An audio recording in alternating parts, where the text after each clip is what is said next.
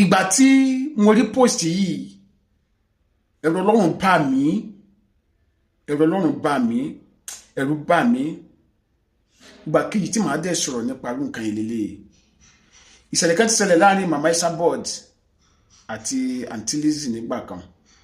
tí ìyá Esabod post something like this nípa Aunty Lizzy nígbà mo jáde mo condemn nǹkan yẹn àwọn ẹbẹ ẹsẹ bú mi wọ́n ní mo ti gba owó lọ́wọ́ Aunty Lizzy ni ó ti gbowó fún mi ni wọ́n ní kí n máa bú Esabod ni Esabod bá gbá èmi mú Esabod máa nágbára Esabod máa mọ̀yàn Esabod ṣe máa ó máa ṣe kinní kan. So ngba tí Aunty Lizzy tún post lé people now started calling me pé alábòsí ni mí ṣe bí èmi sọ̀rọ̀ sí ìyá Esabod nígbà yẹn torí pé post nǹkan bí lé nípa Aunty Lizzy ṣe bí Aunty Lizzy tèmi inside nígbà yẹn ló post lé nípa ẹlòmí tèmi sọ̀rọ̀ mo ní mi rí tẹ́lẹ̀. So now Aunty Lizzy ẹni mo bójú ọmọ ẹ̀ẹ́dẹ̀ ní fọjọ́ lọ́jọ́lọ́ ẹ̀ẹ́dẹ̀ ní dòpọ̀ ọ̀sán gan mo fi Ọlọ́run bẹ̀ yín mo fi ẹlẹ́dàá àwọn ọmọ yín bẹ̀ yín tí ẹ̀yin àti èèyàn bá ti ń jà ẹ má máa jẹ́ kó dé level yìí ẹ̀yin yẹn náà tẹ́ bá jẹ́ ń bá Aunty Lizzy jà ẹ má máa jẹ́ kó dé level yìí àwọn ọmọ tá à ń involve nínú àwọn ìjà tá à ń jà yìí àwọn ọmọ yìí ò mọ nǹkan kan ẹ má jẹ́ ká máa tí kékeré fa ogbó sínú ayé àwọn ọmọ yẹn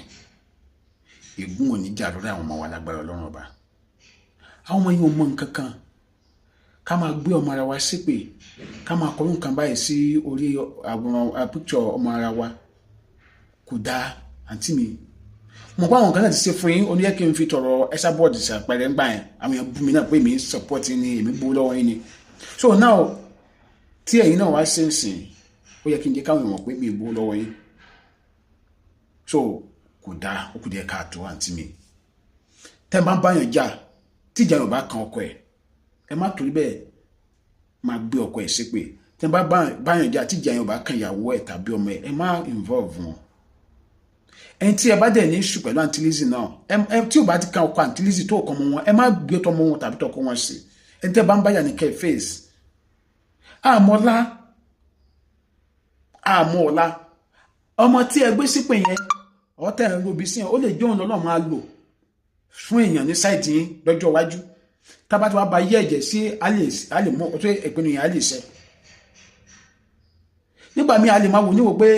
nǹkan tá à ń sin ọ̀rọ̀ social media lásán ni káwọn tó ń ṣe amídẹ̀ lọ sámi sí tó bá rí bí àyà aṣọ wa lẹ́nu wọ́n mú wa lájẹ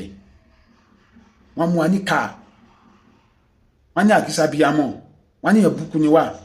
wọ́n sọ wá lórúkọ tí àwọn òbí ò sọ wà.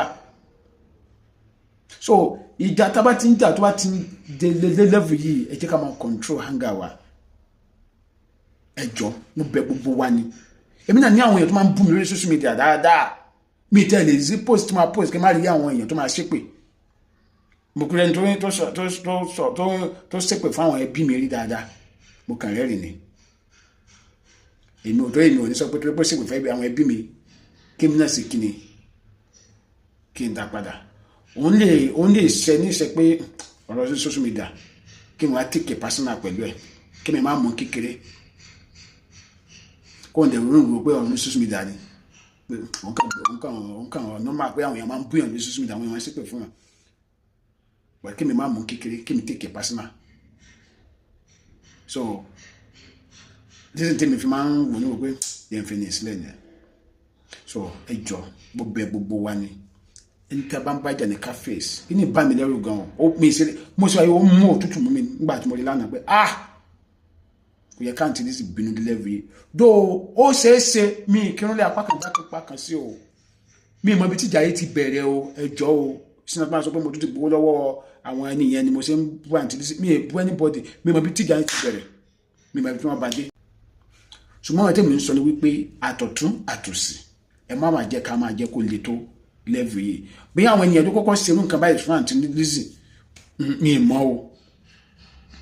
mọ̀ bí àwọn ènìyàn ló kọ́kọ́ ṣerú nǹkan bẹ́ẹ̀ o bí àwọn ti sọ mi mọ̀ o bọ̀ tẹ́mi sọ ó ní ẹ kí n sọ wípé àti àwọn ènìyàn àti Aunty Lizzy ẹnikẹ́ni nínú gbogbo àtàbà ti ní ìṣù pẹ̀lú ara wa ẹ má jẹ́ ká máa involve àwọn family wa mọ́ ẹ má jẹ́ ká máa ṣe bẹ́ẹ̀ ẹni tó jẹ́ ọ̀tá èèyàn lẹ́nu lè jẹ́ ọ̀rẹ́ èèyàn lọ́la tábà tó bá dídú bá yára wa jẹ́ tábà padà di ọ̀rẹ́ àǹfààní wò la padà fẹ́ sí fúnra wa ń gbà yẹn àǹfààní wò la fẹ́ padà sí fúnra wa ń gbà yẹn àbùkọ́ ni bóyá àwọn èèyàn tó ti jà láyé yìí tí wọ́n padà di ọ̀rẹ́ so kí ni ìmú mi ló tutù gan o so tó bá lè pẹ́ ẹ̀yin other party náà tó bá lè pẹ́ ẹ̀yin náà ti ń ṣe tẹ́lẹ̀ sáǹtì lè ṣe stop rẹ̀